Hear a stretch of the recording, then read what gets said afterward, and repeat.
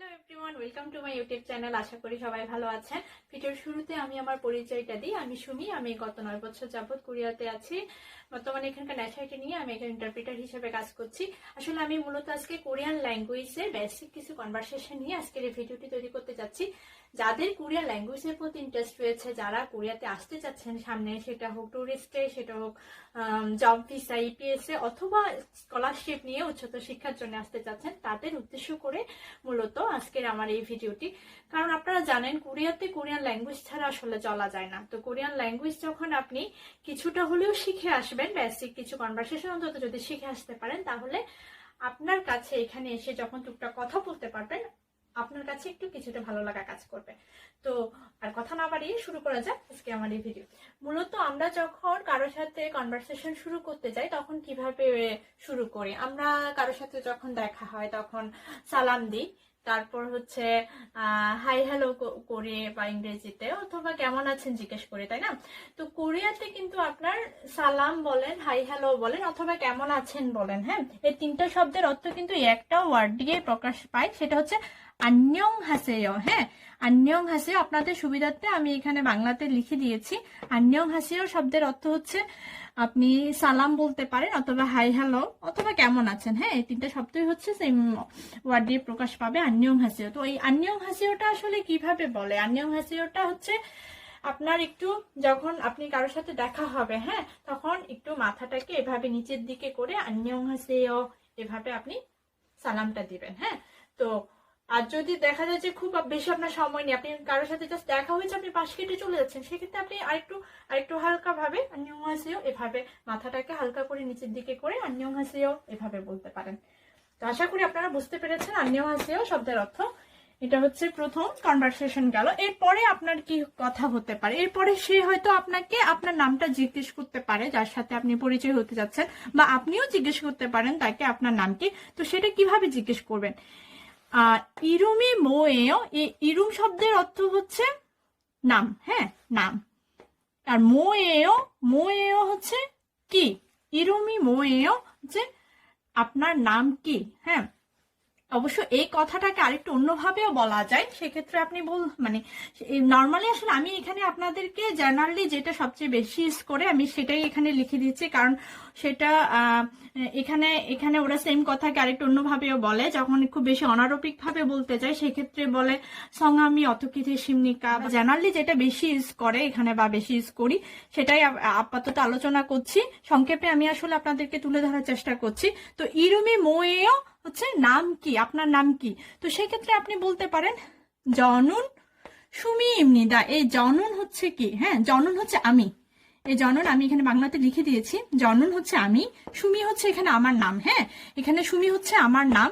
তো এক্ষেত্রে যদি আপনার নাম যদি কালাম হয়ে থাকে, আপনি এখানে কালাম লিখতে পারেন, জনুন কালাম ইমনিদা। এই ইমনিদাটা দিয়ে কি বুঝিয়েছে? ইমনিদাটা শব্দের অর্থ হচ্ছে এটার কোনো অর্থ বলতে আসলে ওরকম না। এটা হচ্ছে কাউকে যখন আপনি সম্মান দিয়ে কথা বলতে যাবেন সেক্ষেত্রে ইমনিদাটা লাগাতে হবে। সেই ইমনিদাটা না লাগালে এখানে এটা তখন আপনার যদি ধরেন আপনি বয়স্ক কাউকে বা আপনার বয়সে বড়, আপনার অপরিচিত কেউ, তাকে আপনি সম্মান দিয়ে কথা বলতে হলে এই ইমনিদাটা ইউজ করতে হয় সব সময়। প্রতিটা শব্দের সাথে তখন ইমনিদাটা ইউজ হয়। তো জনসুমি ইমনিদা। কিন্তু ধরেন আপনার সাথে খুব ক্লোজ একজন সম্পর্ক, যার সাথে তুই বা তুমি, যাদের সাথে আপনার সম্পর্ক, সেক্ষেত্রে আপনি এখানে জনুন না বলে নানুন বলতে পারেন। হ্যাঁ, নানুন। তখন হচ্ছে নানুন শব্দের অর্থও কিন্তু আমি, সেম নানুন। তখন আপনাকে ইমনিদাটা ইউজ না করলে হবে, নানুন সুমি এতটুকু পর্যন্ত বলতে পারেন। হ্যাঁ, নানুন সুমি, নানুন কালাম, নানুন জেমস, এভাবে আপনার নামটা আপনি উল্লেখ করে দেবেন। সেক্ষেত্রে ইমনিদাটা না লাগালে হবে। তো এই সেম কথাকে আবার আপনি আরেকটু অন্যভাবেও বলতে পারেন।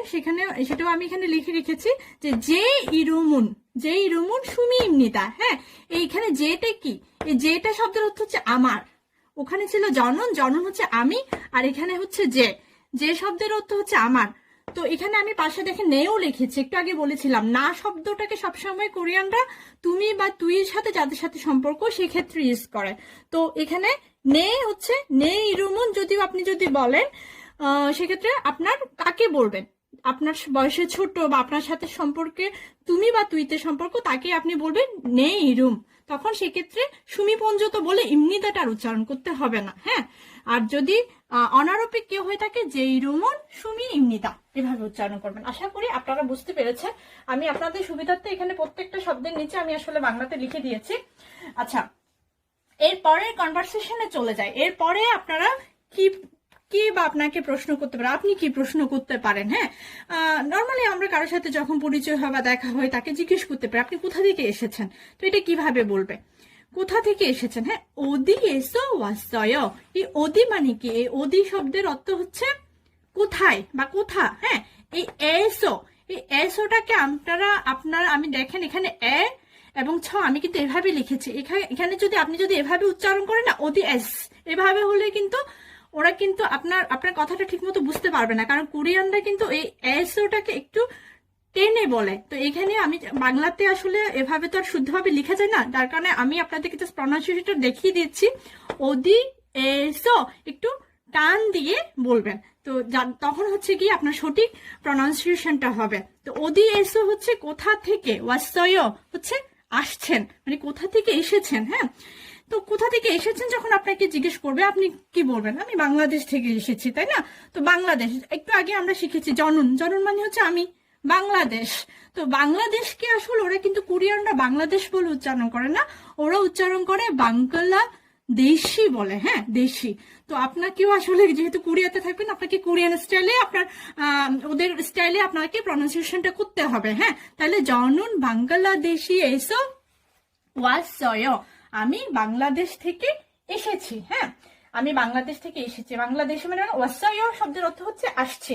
জানুন বাংলাদেশে এসো ওয়াসয়, আমি বাংলাদেশ থেকে এসেছি। আশা করি আপনারা বুঝতে পেরেছেন। এরপরে আপনি কি বলতে পারেন, নাইস টু মিট ইউ বলতে পারেন, আপনার সাথে পরিচয় হয়ে ভালো লাগলো। তো এটাকে কিভাবে কোরিয়ানে বলে, নাইস টু মিট ইউ। মান্নাস, মান্নাস মানে হচ্ছে আপনার সাথে পরিচয় হয়ে বা দেখা হয়ে। 반갑습니다, 반갑습니다। এখানে 반갑습니다, হ্যাঁ, 반갑습니다 মানে ভালো লাগলো, মানে ভালো লাগছে বা খুশি লাগছে, আপনার সাথে পরিচয় হয়ে ভালো লাগলো। এই কথাটাকে আপনি আরেকটু সংক্ষেপে বলতে পারেন, শুধুমাত্র 반갑습니다 করেও বলতে পারেন। হ্যাঁ, 반갑습니다 বললে এটা একটু সংক্ষেপে হয়ে যায়, কিন্তু আপনি যদি আরেকটু সুন্দর করে বলতে যান 만나서 반갑습니다, আপনার সাথে দেখা হয়ে ভালো লাগলো।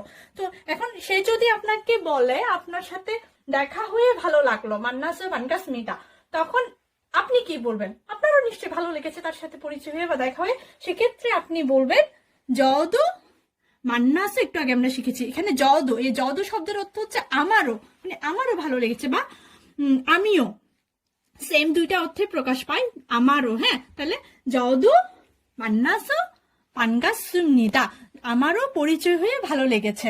তো মানে এভাবে বলবেন। আশা করি বুঝতে পারছেন, 만나서 반갑습니다 পরিচয় হয়ে ভালো লাগলো।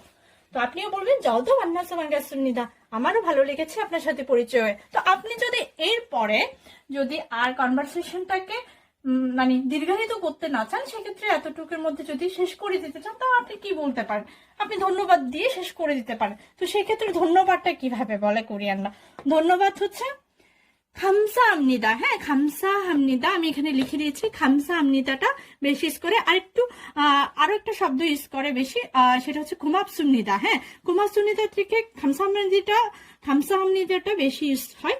তো এই ক্ষেত্রে আপনারা বেশি 감사합니다টা বলতে পারেন, এটা আপনাদের মানে আমি দুটাই দিয়েছি যেটা আপনাদের ভালো লাগে। 감사합니다র অর্থ হচ্ছে ধন্যবাদ, 고맙습니다র অর্থ হচ্ছে ধন্যবাদ।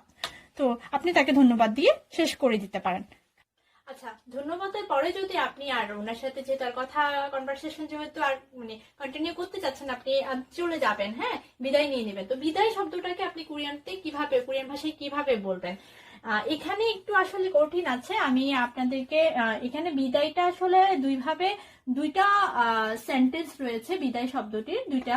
তো প্রথম হচ্ছে 안녕히 가세요। হ্যাঁ, আমি আপনাদের সুবিধার্থে এখানে লিখে দিয়েছি নিচে, আপনারা যারা এটাও দেখে পড়তে পারেন। 안녕히 가세요। হ্যাঁ, এই খাসেওটা হচ্ছে এটার অর্থ হচ্ছে কিন্তু বিদায়। হ্যাঁ, কিন্তু এই বিদায় শব্দটা কোথায় কখন ইউজ হবে, ধরেন আপনার বাসায় একজন গেস্ট এসেছে, গেস্টে চলে যাচ্ছে, আপনি বাসায় আছেন, উনি চলে যাচ্ছে। হ্যাঁ, সেক্ষেত্রে আপনি তাকে উদ্দেশ্য করে বলবেন, মানে যে চলে যাবে তাকে উদ্দেশ্য করে বলবেন হচ্ছে 안녕히 খাসেও। হ্যাঁ, এই খাসেও শব্দের অর্থ হচ্ছে যাওয়া।